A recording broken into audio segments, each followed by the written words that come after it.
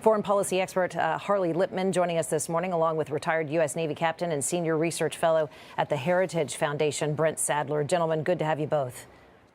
Thank you for being here. So I'm sure you were hearing the Pentagon briefing moments ago. Pete Hegseth just talking about the U.S.-led efforts to try to open the Strait. Listen to this.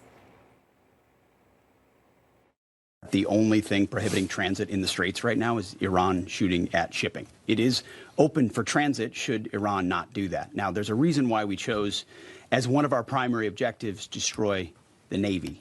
We understood the ability to interdict shipping is something Iran has done for 40 years. It's key terrain. They've used it as leverage. The world is seeing what they'll do to fight back in that context. And so we've heard them talk about taking various measures, and we're planning for all of them. So, Harley, we've taken their airspace. Their Navy's gone. Their radar's gone. You heard in the briefing this morning, missiles are down 90%. Their drones are diminished by 95%. Is the Strait of Hormuz really their last thread that Iran has in this fight? Pretty much, because since 20% of the world's oil goes through that strait, they have a chokehold on us. And more because of fear. These ships are not going because simply the fear of being attacked has kept them paralyzed with insurance costs and the fear of actually being attacked. They're all bottled up and they're not going. But it shows the importance of the United States trying not to view this conflict through the trauma of Afghanistan and Iraq. It's never good to make logical decisions through the eyes of trauma. We have to finish the job so they're no longer a threat to our friends and allies and ourselves. That's interesting, through the lens of trauma. Indeed. How can we not, though? Meanwhile, Brent, to you, you heard the general say that a few ships are moving this morning. Our correspondent on the ground from his vantage point hasn't seen many, maybe a Chinese flagged vessel or two, which is an interesting story thread in and of itself. But my question to you is, Iran is plotting to place these mines in the water. That's what's shutting things down, and is the possibility that they're there already. What is our Navy up against with this to find and clear mines? And as we heard in the briefing moments ago, they said they have a lot of options. What could they be?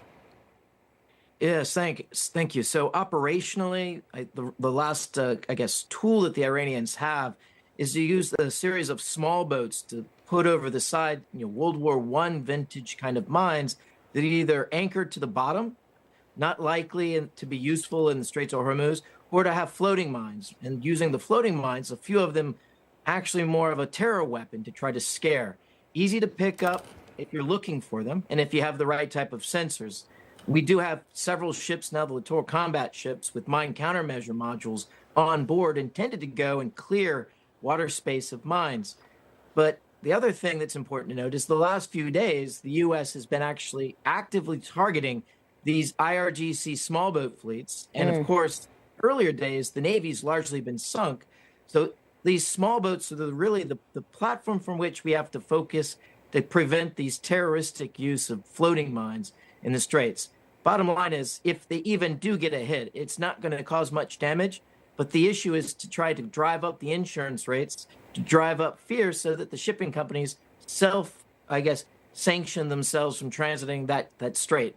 And right now, while it's a trickle, every ship that gets through builds the confidence that it's safe to get through. And we might see oil flows rapidly recovering if we don't have another incident like we had the day before yesterday. It's a trickle indeed, Brent. Take a look at this video if you both can. It was released by the Fars news agency, so taking it, of course, with a grain of salt. It's closely linked, this news agency is, to the IRGC, Islamic Revolutionary Guard Corps. I believe, actually, this is the wrong video, if our control room can pull up. It shows bunker after bunker of missiles and drones that are stashed underground. Of course, we know, Brent, drones are cheap, but certainly effective at causing damage. And we know that the missile supply is down, the drone supply. This could have been produced weeks ago. Is that correct? Because they're pushing this out as propaganda, really to, strike fear in the hearts of people around the world that we're armed. Brent, to you first. Yeah, a lot of what you're seeing in these underground bunkers are old videos or ones that were done from previous exercises. And of course, the Iranians have been showcasing this again as leverage in the past to prevent what we're seeing right now, attacking the regime directly. But again, the Central Command has planned for this for many, many years. This is not a new threat. The Iranians have planned for this and built for this, but so has the U.S. military. And there's a way to patrol from the air to intercept and to identify if they've got these small boats inbound and when they're getting underway from the pier with 2 or 3 mines on board.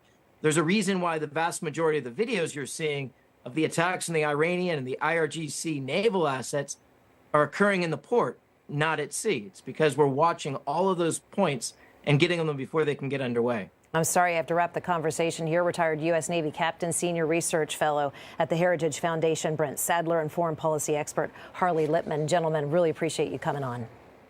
Thank you. Good to see you. U.S. Israeli